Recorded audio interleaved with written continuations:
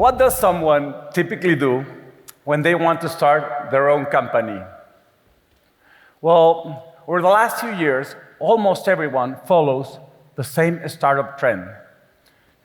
You chase investors, you raise capital, and you build an app with AI, of course. The problem is that this trend is very dangerous because we know that over 90% of these projects end up in the trash, leaving investors and entrepreneurs in big trouble and debt. And as Ben Horowitz once put it, when I was CEO of a startup, I slept like a baby. I woke up every 2 hours and cried. So here comes the big question. How to build a company without investors? And yes, it's possible, and it's even possible to scale a company without investors. And in order to accomplish this, we need to know 4 key factors. The first one of them is organizational culture. And this is something I learned in the bathroom.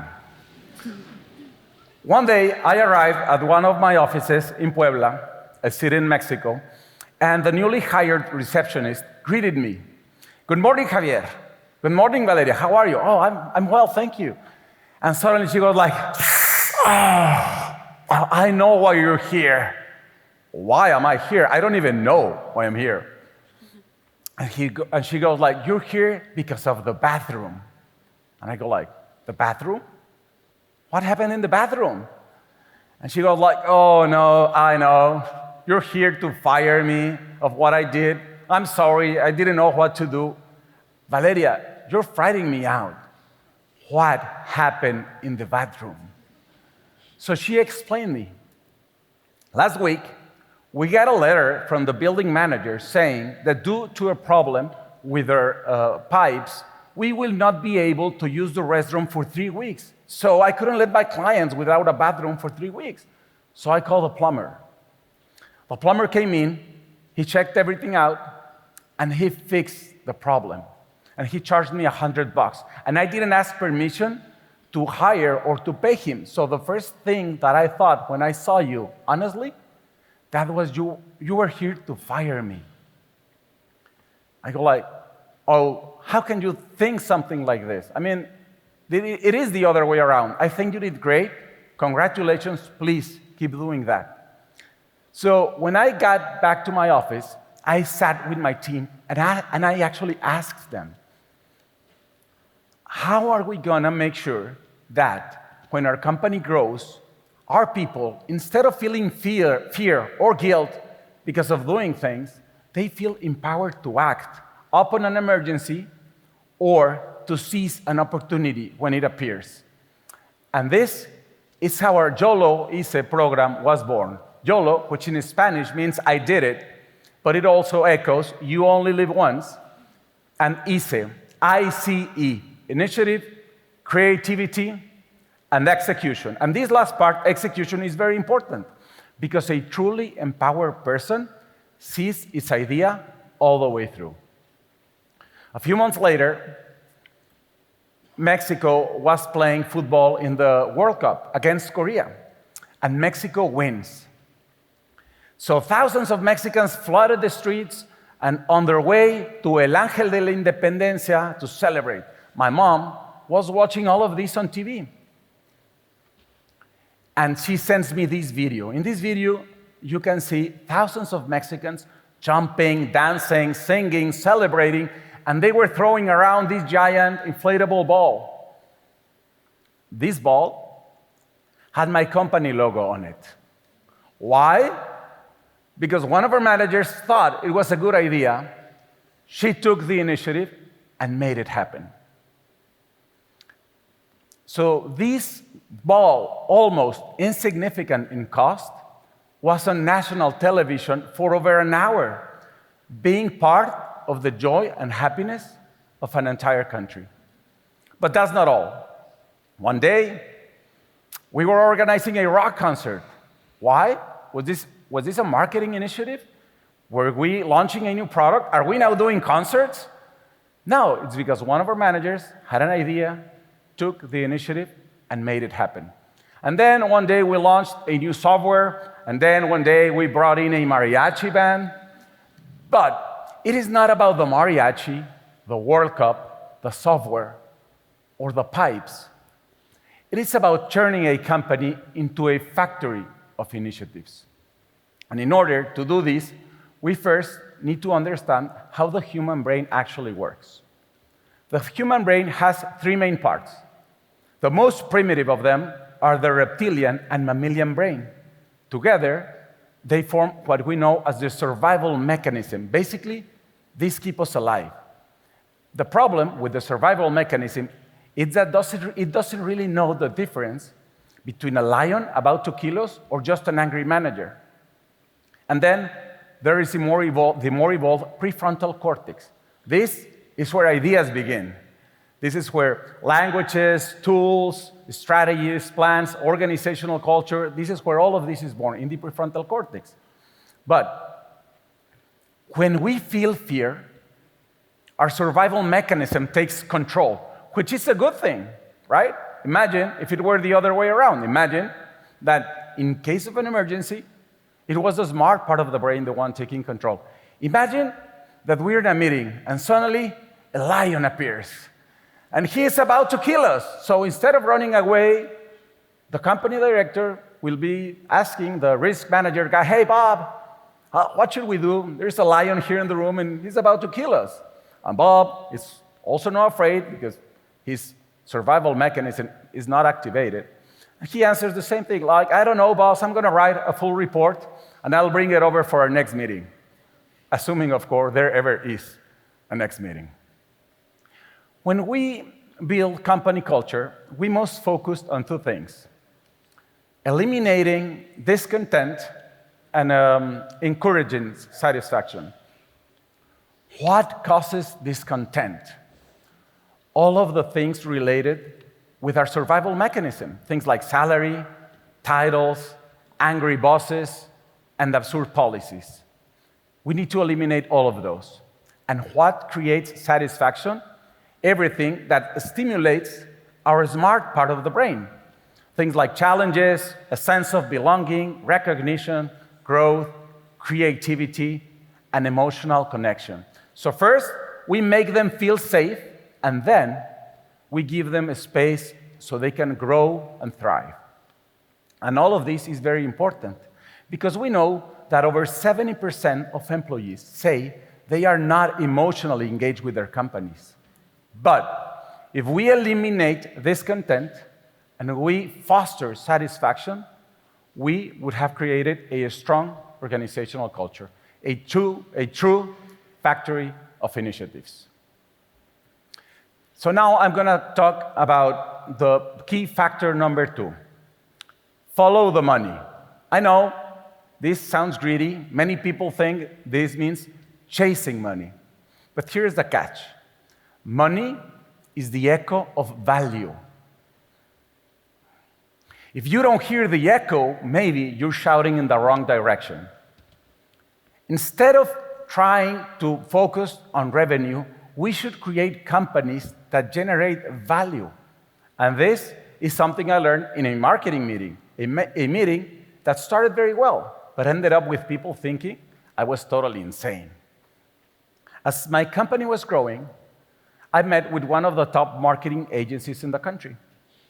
Halfway through, the director leans forward and asks me, so, Javier, what's your marketing budget? So they already explained, you spend X, get Y leads, convert Z into paying customers.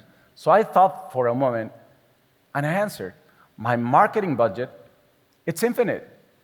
He looked at me as if I was crazy.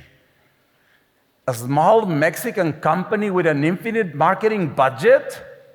Are you crazy? And I answered, yes. You already explained it to me. If I spend $1,000, you'll earn me back $2,000. So I'll spend that $1,000 again and again and again. So my marketing budget has no ceiling. And this moment, I realized what value means. Value is not what you spend. It's what you get back. And this small difference changes everything, because when we stop chasing the money and we start creating value, the money follows naturally. And if money is the echo of value, then we better pay really good attention to that echo, because that echo, our clients, our sales, our market, is telling you what people truly value about you. And when we understand this, we can focus all of our energy in doing more of what it works. And now I'm going to share the key factor number 3, quality. If you're going to do something, do it right the first time. If you're going to cook a steak, make sure it's tender and full of flavor. When something goes wrong, solve once, apply always. If that steak is overcooked or it's dry, don't try to cover it with sauce or with salt. Fix the process. Change the recipe. And if you want to thrive, be the best, not the first. Many entrepreneurs believe in the first mover advantage, and I don't really buy it. Think about coffee shops, for example. They have been here for hundreds of years, and suddenly Starbucks arrived, and now they're everywhere. Why? Because they were here first? No, because they are the best at what they do. And quality, it is not only about delivering quality products and services. It's about making everything with quality. Because when you do things with quality, you save money, you avoid mistakes, you lose less clients, and you work less. Quality makes everything more simple. It builds momentum. There is a very powerful concept popularized by Jim Collins called the flywheel effect. Imagine a giant steel wheel, heavy, slow, almost impossible to move. You push once, and nothing happens. You push again, and it suddenly starts to move. At first, it takes everything you've got, but once it gains momentum, it becomes almost impossible to stop. The same weight that resisted you before is now pulling you forward. That's the power of quality. At the beginning, it takes effort, real effort, but once it gains momentum, it makes your company easier to manage and easier to grow. And last but not least, reputation. Believe it or not, reputation is our most valuable asset, especially nowadays. If you're going to buy something, you will go online and would you look about reviews. If you want a bank loan, they're going to look about your reputation.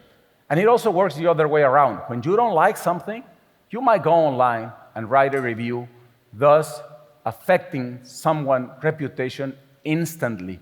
So this is why reputation is very important. And I'm going to explain to you how it works. When everything is going well, your clients doesn't really notice anything. They're like blind. I mean, you arrive at your hotel room and it's clean. The meal arrives well served. Or the package arrives at your house on time, so you don't even notice. But what happens when something goes wrong? When the internet goes down, when the restroom is dirty, now your clients start to notice you. They start paying attention. So this is why, instead of looking to crises as problems, we should look at them as opportunities. Because this is the only moment in a year or maybe in a lifetime that our client is actually paying attention to how we react, what do we do, and how do we handle that crisis. When a client gets upset, we have basically 3 possible outcomes. The first one of them is they leave, which is bad, but there is an even worse possible outcome. They stay, but unhappy, which is even worse. This guy, he becomes your worst enemy. He's going to be saying very bad things about you.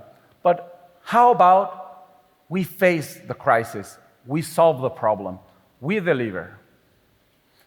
we will have a client that stays even more satisfied than before the crisis, and he will become an ambassador for your brand.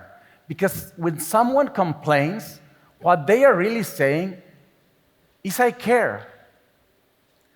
I want your product. I want your service. I want it more. Please fix this. That's what they're really saying. Problems are inevitable. Problems are just parts of being humans. If you want to have a company, you're going to have a lot of problems. Problems are inevitable. How you solve them defines your reputation. So these are the 4 key factors to build a company that grows organically. Organizational culture. Build a factory of initiatives. Follow the money, so those initiatives go where your customers really want. Work with quality. Do it right the first time. Solve once, apply always. Be the best, not the first. And take care of your reputation so your company can grow and earn more loyal customers. This is how you do a company that grows, not having to depend on investors. A company that grows with purpose, with value, and with pride. And I truly hope, from the bottom of my heart, that you build one of those. Dziękuję.